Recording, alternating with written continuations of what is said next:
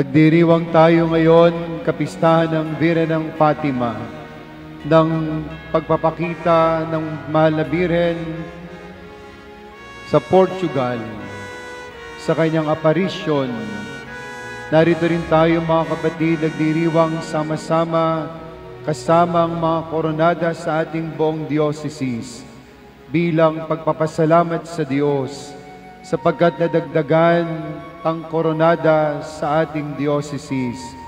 Dati 5 lang, ngayon 6 na. Amen? Mayroon pa kayang padating? Di ko alam. Mahal na Birhen lang ang makasasagot.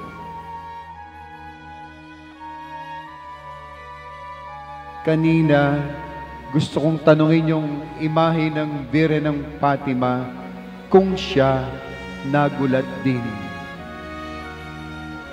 Kung siya, hindi niya rin sukat akalain na siya'y magiging canonically crowned. Nananahimik lang sa isang sulok ng dambanang ito. Nananahimik lang sa isang ordinaryong dambana, tapos ngayon canonically crowned na. Nakakainggit, nakakayamot, nakakaasar, nakakatuwa. Iba't iba yung emosyon ng mga tao. Ang sabi pa ng iba, bakit siya? Bakit siya kokoronahan? Bakit yung imahe na yan? Bakit hindi? Naalala niyo ba yung ebanghelyo nang batiin ng anghel ng Panginoon ang mahal na Birhen? Hindi ba siya ay isang ordinaryong dalaga? Hindi ba siya ay isang ordinaryong babae na nasa sulok lang ng bahagi ng mundo, na hindi kilala, na ordinaryo lang? Kahit nga si Maria, nagulat din nung sabihin sa kanya na siya'y magiging ina ng Diyos, na siya'y maglalala lang ng isang sanggol at ito'y tatawaging Emmanuel. Ito'y anak ng kataas-taasan. Hindi ba nagulat din siya?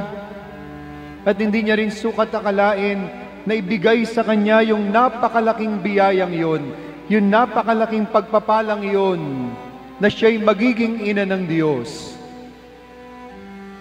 Di kaya ang Birhen ng Fatima sa dambanang ito nagulat din. Kaya sa mga nagulat, pantay-pantay na tayo kasama ang mahal na Birhen. Palakpakan naman natin ang Birhen ng Fatima.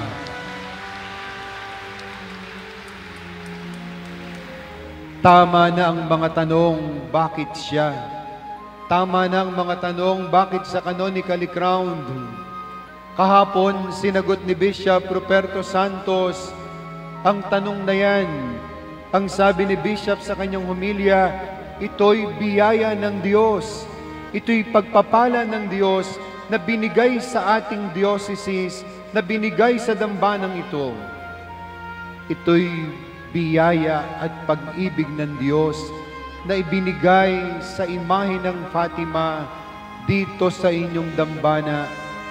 Kung papaanong pinagpala ng Diyos si Maria, ang ina ng Diyos, pinagpala din ng Diyos sa pamamagitan ni Pope Francis na siya'y makoronahan kahapon, pontifical coronation.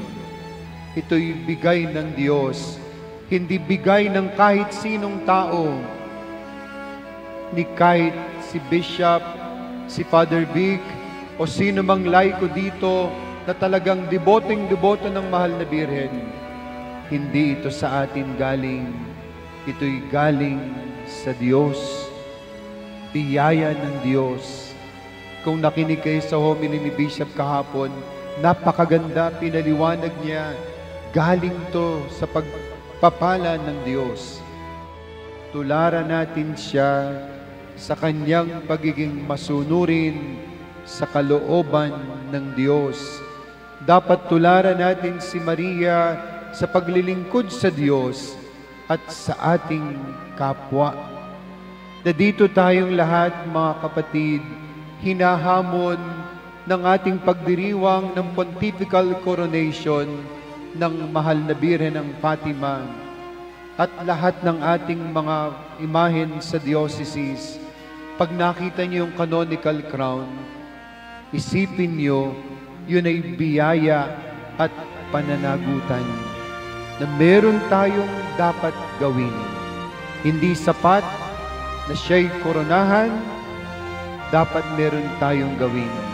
Dapat tayo mabuhay katulad ni Maria, masunurin sa kalooban ng Diyos at gumagawa ng kabutihan sa kapwa.